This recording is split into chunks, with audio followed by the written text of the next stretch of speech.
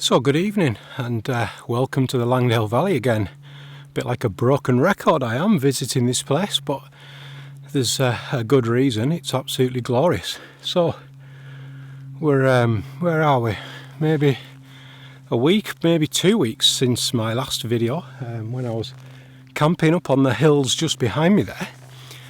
And then previously to that I was up behind you there on the crag where we got that wonderful piece of a moment of light, and I did say in that video it would make a great spot for a wild camp, and that is my job for tonight, or my challenge for this evening. So if you saw my last couple of vlogs where I did my first wild camp here, which was, like I say, just over there, this is my second wild camp. Now, taking the learning what I acquired from that, I'm now going to go again and see how we can go.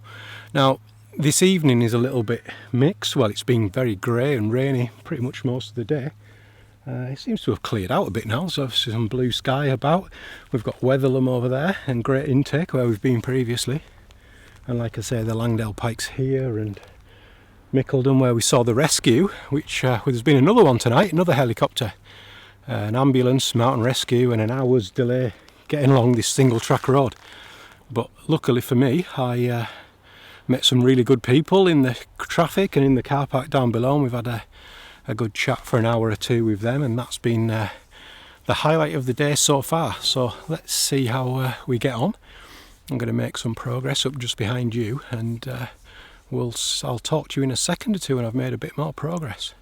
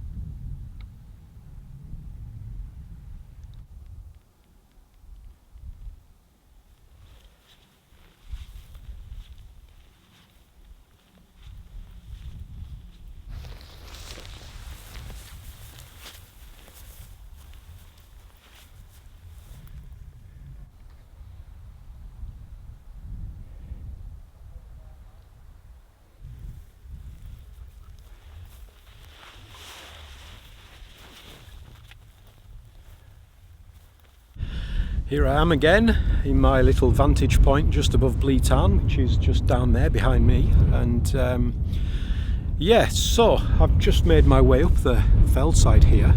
It's a Saturday night again, and I'm on my own with my little tent again. So second night wild camping.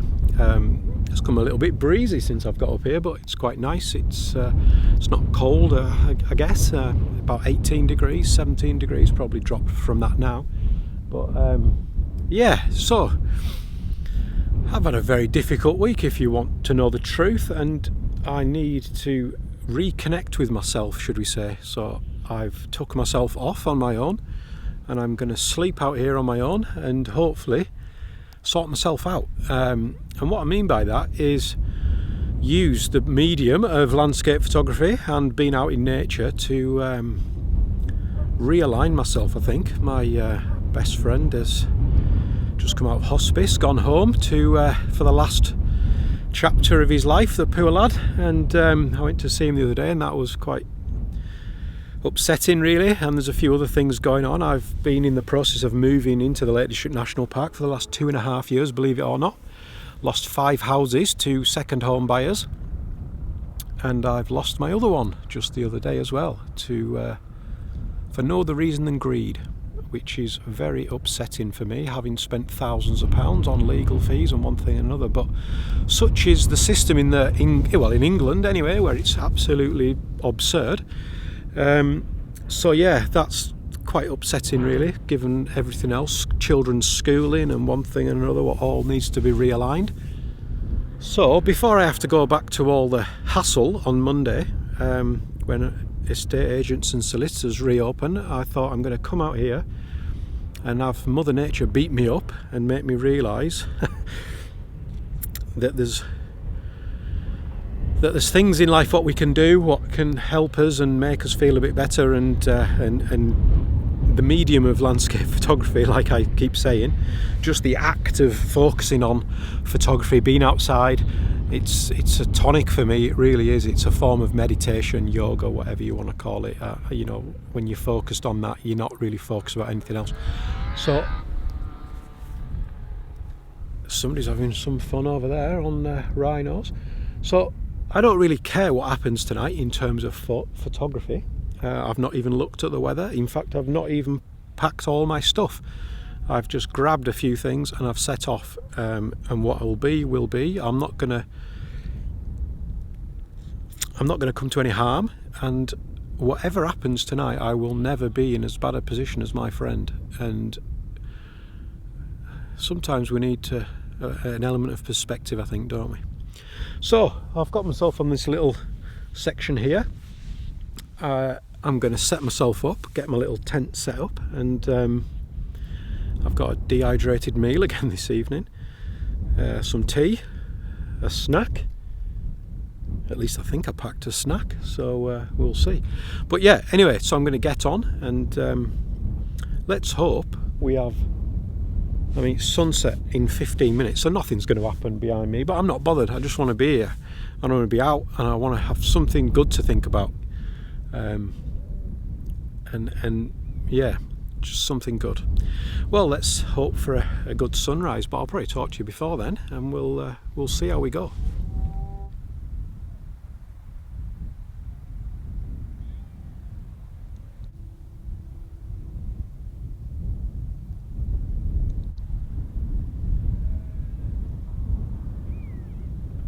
So this is Wetherlam over here, the larger peak there, and we've got great intake down there and great cars and swirl how up in the cloud there, and it looks rather ominous up there. I would suspect there's some rain going to fall before too long. So there's some nice colour this way above Crinkle Crags and Bow Fell and the Langdale Pikes there, where the sun's obviously setting, as we saw in a video from last week's video, and some nice heather just back end of it now. All the best of the colours gone there, but still it's there.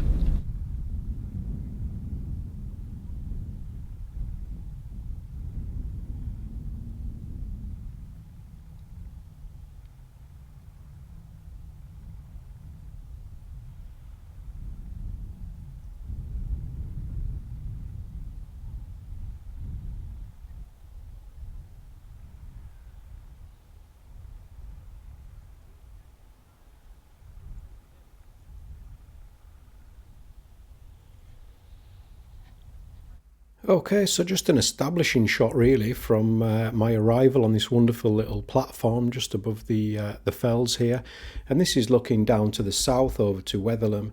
I was quite drawn to these grasses in the foreground really, in the diagonal line leading us up to the opposing diagonal lines of the road, and the walls in the distance leading us up there to Great Intake where we've been previously.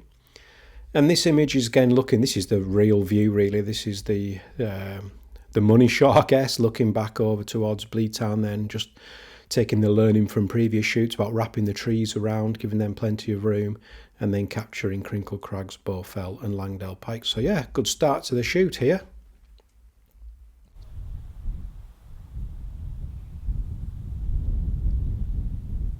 Okay, so I've done it. I've pitched my tent again, and I need to be a bit more efficient at doing it. I think I've got a couple of tent pegs left over which I didn't have last time, and it looks a bit lopsided as well, but I can't quite figure it out. But I'm not overly bothered. It feels nice and sturdy, so I think it'll be all right. Yeah, it's bit of a challenge finding a level pitch really, but I think it'll be alright. As long as my head's higher than my feet, I'll probably be alright, won't I? But yeah, it's I couldn't think of a better view to wake up to. I've positioned the tent so that when I open the door in the morning I'm going to get a lovely view. Let's just hope there's some good light. And as we know from when I was up behind us here, the sun rises up behind Lingmore, just behind you there. And because this is a bit of a bowl, if you will, it's going to obviously take a while for the sun to get any direct illumination there. But I am hoping that we can get some nice side light on these wonderful fells at the head of the valley there. So that's the hope anyway. And then just over the crest here we've got Wetherlam, Swirlhow, Great Cars, great intake, and the little Langdale Valley as well. So I might just be able to have a wander up there and shoot in that direction as well. And I learnt as well from obviously previous trips and the drone flight last time that if you just go up onto the ridge of Lingmore just up there, you can obviously see right down over the South Lake District, over Windermere and that area as well. But I'm not overly bothered about shooting that, to be honest, so this is my focus for tomorrow, and hopefully something pleasant will reveal itself. Well, it's pleasant now, but you know, a bit of inspiring light, I guess. So yeah, I did send the drone up half an hour ago or something, just to have a look around the top behind you there, just to see if there was any more kind of spots, made an image with the drone as well, so I'll show you that now. Okay, and this is an image from the drone, like I say there, just looking down a bit higher. I found the drone quite a useful tool actually, just for informing me of the terrain just around where I am, and looking, this is obviously a much wider view there, looking down over Bleetarn and towards Mickeldon and the higher fells. But I just liked how that wall kind of crept its way down the fell there and turned and led us back down to the tarn. It all seemed to work well in my own eyes. And then following that, I just, like I say, just flew the drone around just to check if there was any other vantage points around here. There is a higher spot than this, but I've chose this one because I think it might be a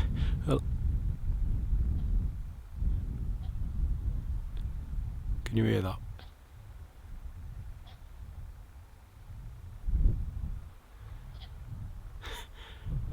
Herdrick's got COVID over there. Hope that keeps away from me. We're coughing its head off.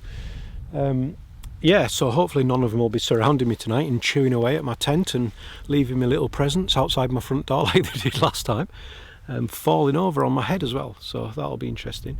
So yeah, I aren't really bothered what happens photographically here. I just want to be here. I want to shut my eyes and listen to the wind and wake up to a glorious morning, hopefully.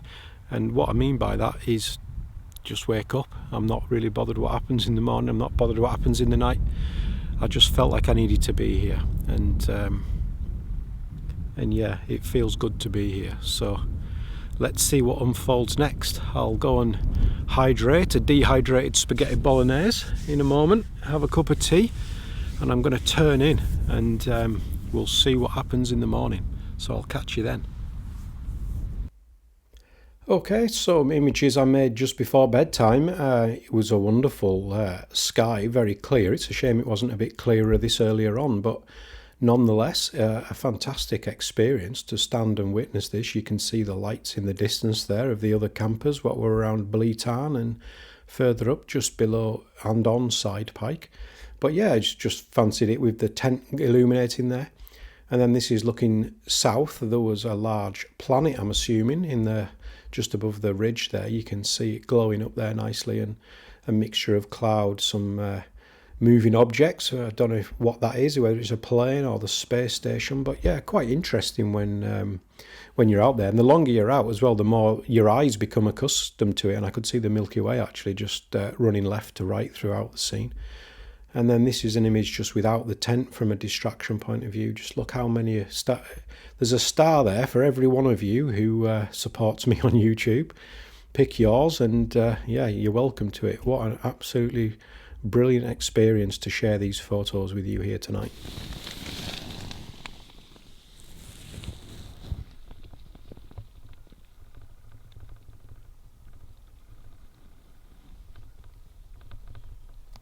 So good morning. It's about 6 a.m. Sunrise is in about half an hour, and I don't know if it's me, but there is a very faint orange glow on the distant fells of Crinkle Crags and Bow Fell just behind me there, which is looking quite nice. Little silhouettes of Herdwicks up on the ridge behind you. We've got Wetherlam, Swirl How and Great Cars, which has got, I mean, it is obvious now that there is a little bit of a golden glow. So what I'm going to do is I'm going to get the drone in the air. In fact, some of the cloud is just turning pink behind you now. So I'm going to get the drone up and we're going to see what we can see. Obviously, things are going to happen that way before they happen this way, if you will. So like I say, there is a little bit of a very faint pink glow just coming up on the hills there, which would be a bit of a treat to witness that. Now, I think I've only got 1.5 drone batteries, so I need to conserve my energy in terms of flying that. But I'm going to get it up now actually, because it's looking really nice in behind you there, and then over to my right. I'm going to go over this ridge and up, and let's see what's happening over Windermere where the sun will rise. I'm whispering because there's a few other campers around. Not that they were whispering at 12 o'clock and 1 o'clock in the morning, mind. But there we go, that's the kind of guy I am, I guess. But yeah, rubbish night's sleep. Sleep, you just don't use the word sleep. I can't imagine I have slept. But I'm not bothered about that, because look at this, and this is looking like it could be awesome. So I'm going to get set up.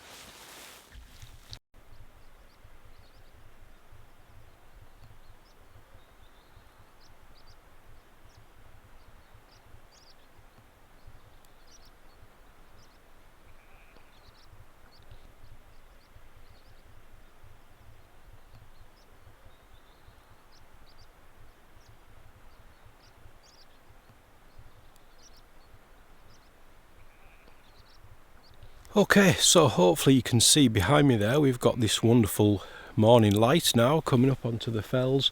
We've got, like I say, Wetherlam, Swirl How and Great Cars just behind me there, what's looking absolutely lovely now. The sun is just bringing it up with the contours and the various shapes. Got a tiny bit of light touching the, can you see it there? The Langdale Pikes behind me there, and Side Pike, that's looking lovely, and obviously Bow Fell, Crinkle Crags. So yeah, I've been very lucky this morning so far with a bit of direct illumination. Nice to have the cloud in the sky as well, just to contrast against it all really. So I've got set up down here with my 21mm lens, so my super wide angle lens, my filter system and my tripod, and I've just been making a couple of little shots really, just focusing on what's left of the heather and the grasses in the foreground, and yeah, it's been quite pleasant really. I've had a quick fly around with the drone as well, so maybe I was probably a bit early with that though. I think I'm exhausted from batteries now, but I think I think it's I was maybe a bit just before sunrise, so it was a little bit different, shall we say, but nonetheless it's a beautiful morning, and really glad to be here, like I say, and glad to be sharing it with you as well. Okay, so the drone flight revealed the wonderful sunrise over Lingmore there, just and past to the east, and I made these images. Now, this was actually one large panoramic, and I've cropped it into two just so we can actually see some of the detail in it rather than it being too thin. But yeah, I'm not overly sure they work successfully as an image, but I wanted to show them just so you could have an appreciation of the place. And again, another drone image looking back now. This is that golden glow what I referred to on the hills opposite me and Crinkle Crags and Bow Fell. I don't think it really works well as an image in my eyes because it's a bit too dark in the foreground. I like how the road cuts through and then the path leads us up to the side of Blee Town. But yeah, just an establishing shot really. And again, this is the left-hand side of the much wider scene there, and obviously gives us the view over Wetherlam, Swirl How and Great Cars there, and you can see Harter Fell just in the very distance there as well, over Rhinos where we've been previously. So again, just to try and educate myself on what the light's doing, where it's going, and where my focus should be really. And just taking a flight. This is up on the ridge of Lingmore now, so again, like we've experienced in previous vlogs, how we can visit a place or photograph a place without actually visiting. That's quite interesting. Quite interesting with the sunrise and the sky in the right hand side of the scene as well. So yeah, pretty pleased I captured that, but I'm not sure how successful it will be. And a slight variation again, just on turning to the left a little bit here. We've got Bleat Tarn just down there on the left from an odd perspective, really. I don't recall seeing it much from that angle. The wall takes us down to Side Pike, up to the Langdale Pikes, Mickleden, the Band, Bowfell and Crinkle Crags. So yeah, a beautiful morning, really, really good to witness, and just glad to be there. So we're on to the big camera images now, and this is a view looking over to Bleat Tarn there, with some nice foreground interest of this heather framing the trees what are running around Bleat Tarn there. And then you can see that golden glow, that purple glow, what I referred to on the higher fells of Crinkle Crags and Bowfell there. So I'm really pleased with that image. And that image, or the previous one, forms part of this wider panorama, really, where this is 2 or 3 shots stitched together.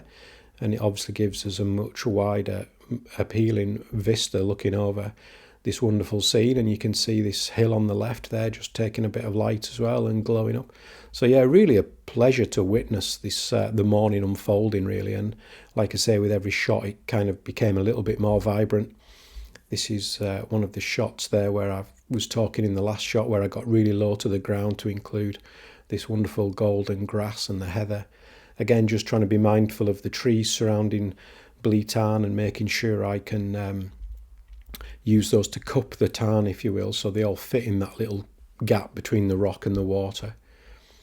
And then here we go when the sun is really at its most vibrant now, and I mean, it was actually like that as well. You know, I know there's a tendency to overdo these saturated images, but that is, I mean, that is how I witnessed it, and I'm very pleased with how that's come out. I think the heather in the foreground just leads us into the scene. We pick up the trees around Bleat Tarn, and then we're on into the distance.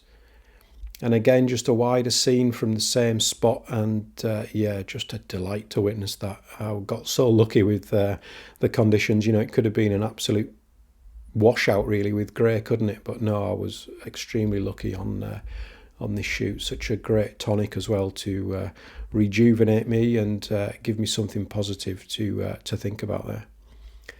And then this is a long lens shot looking over to Harrison Stickle on the right, on the left, Pavey Ark on the right, and then Side Pike in the middle below.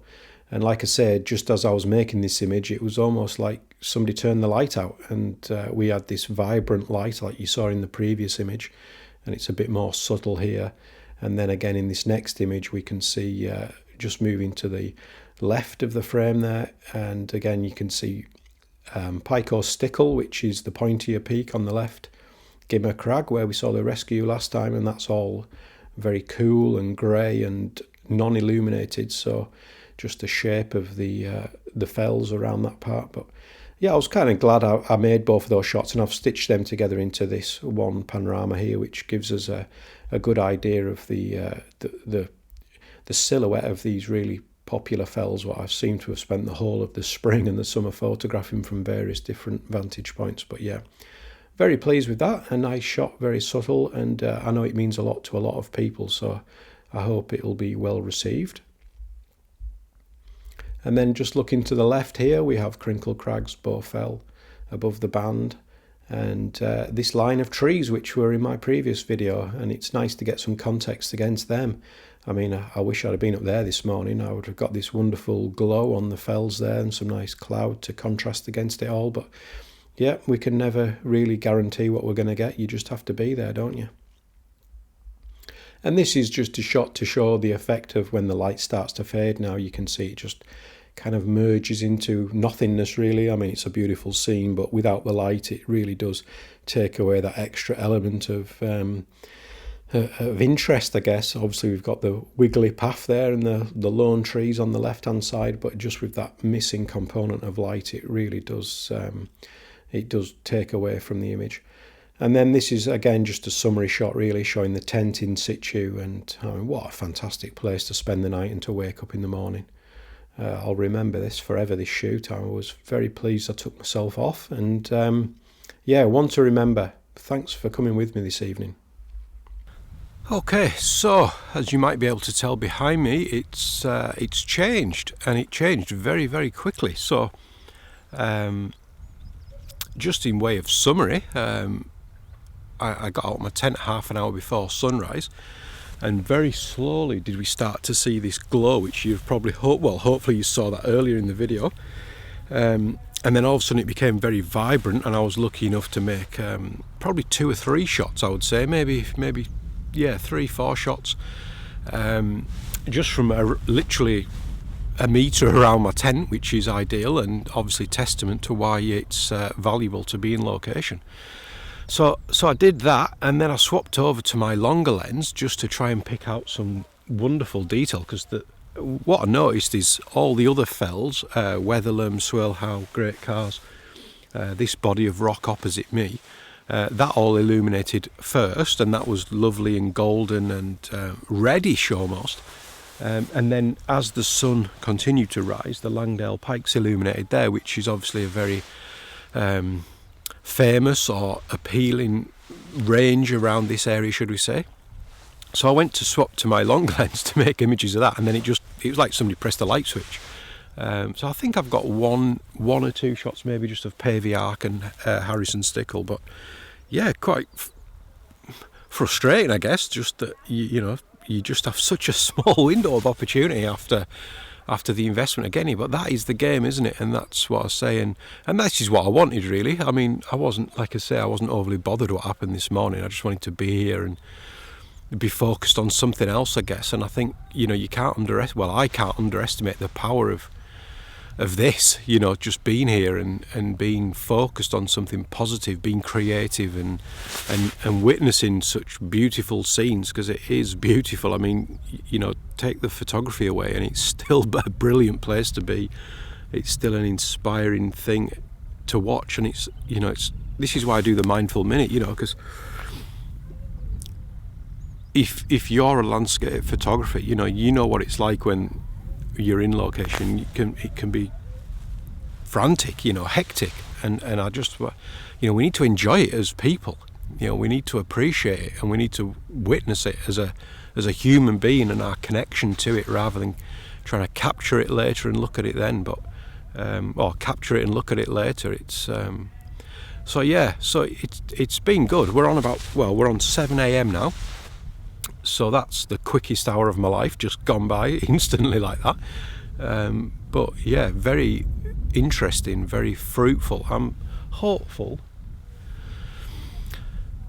like I always am, I guess, that we might get another shot, a second innings, if you will. But if we don't, I'm more than satisfied with what I've got. I think what I might do now, I've run out of water. I've had a little half a coffee, should we say. I might just have a wander up just behind you and just educate myself as to what there is up there for next time. But yeah, good little spot really, and a good shoot. So I'm pretty pleased with that. And like I say, thanks for coming with me. It's what I'm trying to do with my channel is show it all. I'm not trying to cherry pick the epic moments, what make you guys feel jealous, or every time I pick up a camera I get amazing shots, because that is simply not true, and it is very challenging. I don't want to use the word difficult, but frustrating is probably more of an appropriate word, with the time and the investment and everything else. But I want people to realise that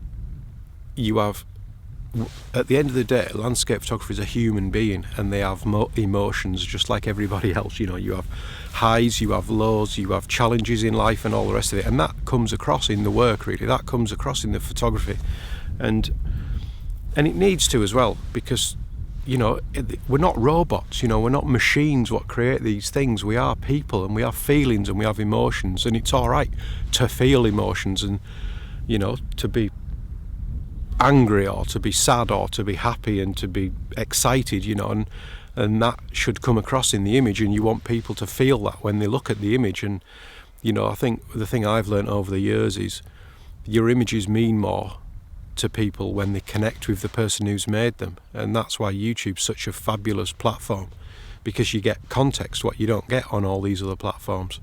When you're just mindlessly scrolling through something, you understand a bit about the person and the journey and what they were feeling when they were took that, and how they got to the position to make that image, and the challenges. Like with my personal situation, everything I do with photography is a challenge, because of I have chronic fatigue syndrome. So, you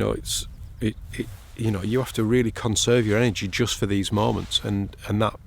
It might not be anything to anybody else, but to me it's a big thing, and I think that's an important thing to understand when you're observing somebody's work. Whether you like it or not is an aesthetical thing, but maybe the appreciation of the journey is something we should all be a bit more mindful of, and and just be a bit more kinder to people and the things we see before we judge people or comment on things or whatever. But anyway, there you go. I didn't mean for this to be a deep kind of conversation really, but the reasons I'm here, and I think I've helped myself. And I think people talk about awareness of feelings and mental health, whatever you want to call it, and just knowing you've got something what can give you a boost or help you or move you on is a powerful thing. And recognising, a mate of mine hung himself a month ago, a millionaire as well. He had everything,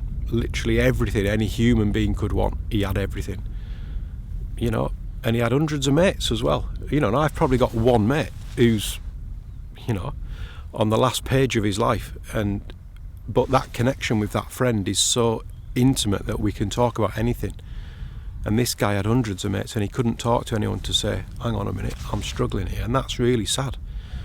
What have you got if you haven't got that, and you haven't got that ability to say, to recognise how you feel. And it's a deep subject, what we could go into for a long time, but the power of this, the power of being out, being free in your mind to recognise your feelings and to come and heal yourself, I guess, or try to, or boost yourself up. It's really important.